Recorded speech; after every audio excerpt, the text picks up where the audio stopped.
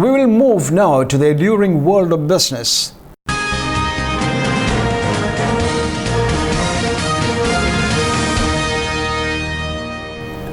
Airbus will pay nearly euros 1 billion to settle corruption cases with UK authorities.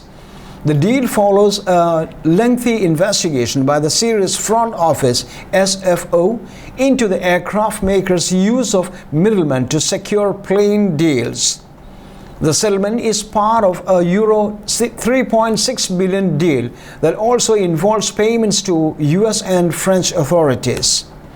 The payments are being made under a Deferred Prosecution Agreement (DPA), a type of corporate plea bargain. Prosecutor, the Parquet National Financier (PNF), will receive about euros 2.1 billion, while Airbus will also pay the US Department of Justice some euros 500 million.